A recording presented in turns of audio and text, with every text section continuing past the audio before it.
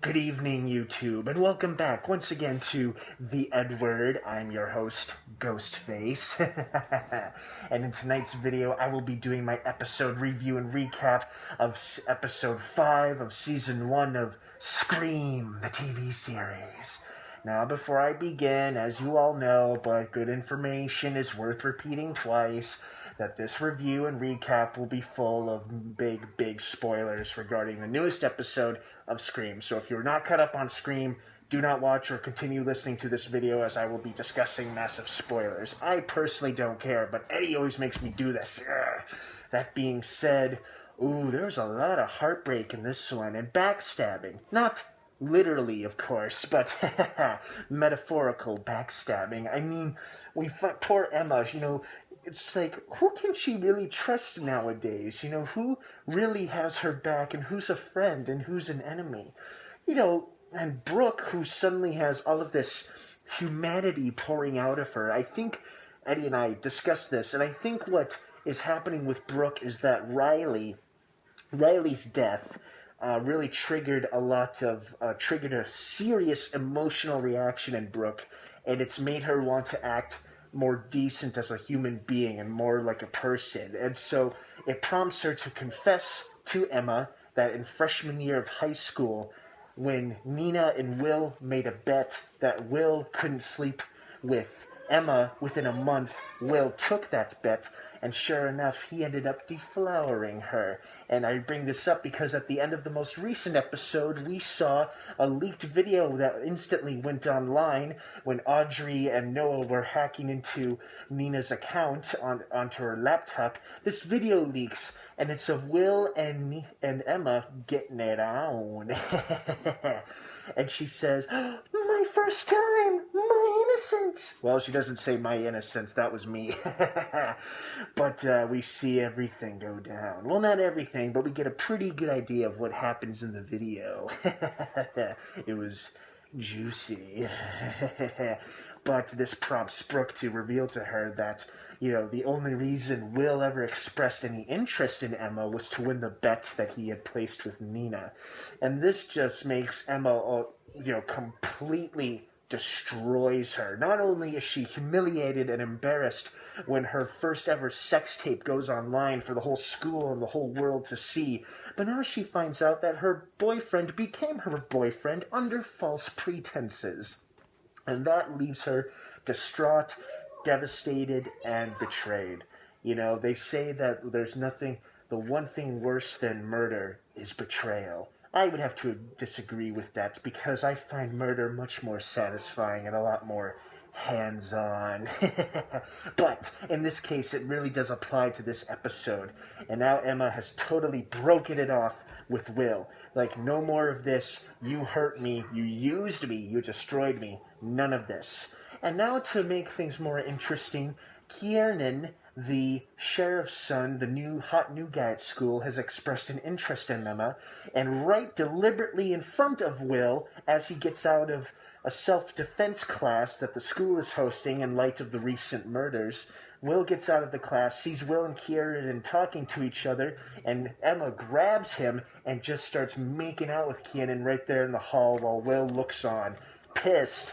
But he's like, well, I guess this is what I deserve for not only sleeping with another girl while I was seeing Emma, but also engaging her in a relationship under false pretenses. And she's just making out with this guy in front of him, like, Personally, wasn't that exciting for me. I just enjoyed seeing more footage of the killer. I know all of that to top it off. Speaking of the killer, he is at her every turn. He recorded her conversation with Will when she confronted him about, using her, and the killer is there at the vigil, the victim's vigil that they hosted later that night. And of course, there's this great scene where there's this great shot where we get all of our suspects, or most of our suspects. There's Will, Jake, the sheriff, the mayor, Audrey, Brooke, all of our main characters in this panning shot. Mr. Branson, the English teacher, who is now definitely one of our biggest suspects right now, since he seems to have the most motive for killing everybody. As Audrey and Noah investigate, it turns out Mr. Branson is the one teacher who has access to people's laptops and phones via app. There's this English literature app that kids have on their phones, and Mr. Branson is the one teacher who uses it. And so therefore he has accessibility to people through his laptop by tapping into their phones. It's pretty much hacking, for lack of a better term. And that gives a lot of us to think and go, what is Branson up to? Why is he hacking into people's phones and laptops and their cameras? What is he doing? What's his angle? Speaking of hacking, and sure enough, as Eddie and I had predicted, it was Will and Jake who had sent the text message to the mayor demanding $100,000. The mayor shows up, and then Jake or Will it's definitely Jake, yes. They're wearing masks, not speaking, and Jake threatens to release certain footage. We don't see the video that Jake is holding up to the mayor's face while holding him at knife point as well. And the mayor wants to 100% guarantee that the video will be deleted before he gets the rest of his money. And so they let him go in exchange for the mayor getting the rest of the money. But then Will, and now I'm starting to think Will is not the killer. Or is not one of the killers, if it is indeed two killers. It may be one guy for now, but Eddie and I were discussing this. I don't think Will could be the killer, because after they let the mayor go, he kind of confronts Jake, like, dude, what the hell? You broke his nose. What was that about? You said no one was going to get hurt. And the fact that Will, he is a sleazy douchebag for what he's done to his girlfriend, and I love him for it. But at the same time, he doesn't strike me as a homicidal murderer. Plus, he doesn't really have an angle here. I mean, he kind of does, but he just doesn't strike me as a killer, because he expressed, like what you people like to call emotions or feelings, a concept extremely foreign to me. But, he expressed a lot of feelings. He wasn't the violent type. He didn't want to hurt the mayor, but Jake is the one that now we're all suspicious of, because now Jake has he and Will had a falling out when Will walked out on their little blackmail deal when they were trying to get money so Will can go to school and Jake can just have some cash. Will backs out on him saying, you know what, I'm done, forget it, it's over, I don't want to hurt anybody, and you said no one would get hurt and you broke your promise. And so basically they're done, and now Jake on his own lies and uses Brooke to access the footage that they were trying to blackmail her father, the mayor, with. And it turns out the mayor is seen pulling his car up into his house, which is full of security cameras, by the way, because apparently he's a big safety nut. And watching it through their laptop in Brooke's bedroom in their house, they see the footage of the mayor dragging a body wrapped in a garbage bag from the trunk into the house. And Brooke fears the worst, that it's actually her missing mother. The mother that was supposed to be on some kind of spiritual guru retreat. But earlier in the episode, the mayor confesses to Brooke that her mother was never on vacation or on a spiritual retreat, but he actually checked her into rehab for serious mental health issues. And he thought it best not to tell Brooke, since her mother wasn't even allowed to have visitors or phone calls for 2 months. And of course, Brooke does not take lightly to that, and she feels horrible, runs out on her father, and now she has this footage in her mind that Jake is now showing her, about showing how the mayor is taking a body out of his trunk. Now, could that be his wife's body, Brooke's mother? Possibly. Could it be somebody else? Of course it could be. And now we also have the question of, who can Emma really trust? It seems to me the only two people she has left is Noah and Audrey, who haven't lied to her or haven't used her at all. Yet. We don't know. And to make matters more interesting, now stepping into the picture is a state police detective who has history with the local sheriff. They were lovers at one point, they used to work together, and the sheriff is explaining to Emma's mom, the medical examiner, explains to her that, he broke things off with the state police detective because she brought out the worst and best in him, especially when they were drinking or taking pills, Go, go, go. So, it's interesting to see now, like, if this state police detective will have anything more to contribute to the story, or if she's just there to be an obstacle for the sheriff, who's also becoming an interesting character. And, of course, finally, he and the medical examiner kiss, and they finally start a relationship because they were tiptoeing on each other this whole time, kind of living on the edge almost with trying to express their feelings for one another, but he finally gets up the nerve and kisses her, and she enjoys it. Oh, that was so sweet. Bullshit, bullshit, bullshit.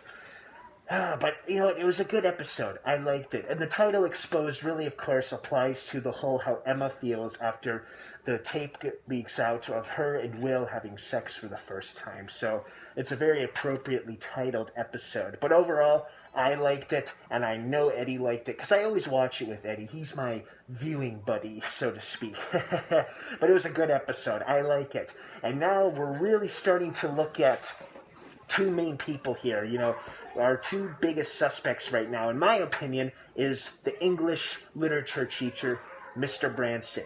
The Noah and Audrey discover that he's the one teacher who still uses the teaching app, which allows him to access and hack into people's iPhones and laptops so he can see them via whatever mobile device they have. And as they're investigating him, he almost catches them when he walks into the classroom and they're trying to search his laptop.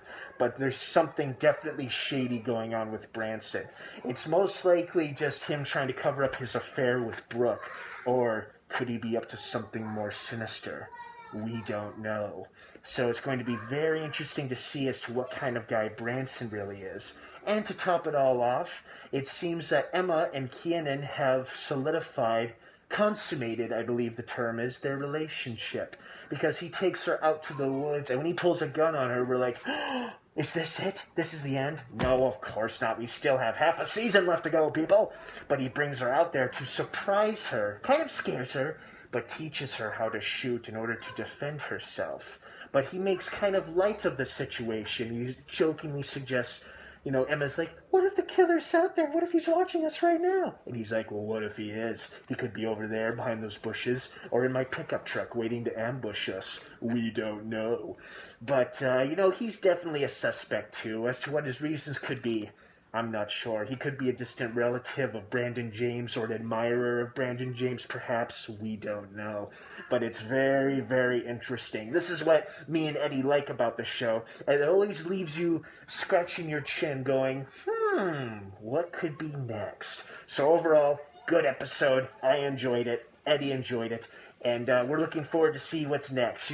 Unfortunately, nobody really died, but we did see the killer. The killer was definitely at the candlelit ceremony vigil for the first couple victims, so at least we got to see a quick glimpse of him. And what's definitely a definite fact is that every character, or most of the characters on this show, has a secret or secrets. And as how deep or dark those secrets are, we're just going to have to wait and see. Which secrets kind of outweigh the rest. Which ones are the more painful, emotional kind that could affect everyone. It's exciting. I like it, and Eddie likes it. Well, thank you very much for watching, everybody. I hope you enjoyed this most recent episode of Scream, as Eddie and I did. Also, I hope you enjoyed watching this video, and of course, me. Don't forget to subscribe. Please subscribe. Hit that like button as well. Comment and leave your opinions and your thoughts down below. What did you like about this episode? Who's your favorite character? What do you think of the changing dynamics and relationships in the show? Who do you think is going to die next and why? Who do you think is the killer? And of course, please remember to be respectful and civil of one another's opinions, but feel free to sound off down below. Eddie and I would love to hear from you.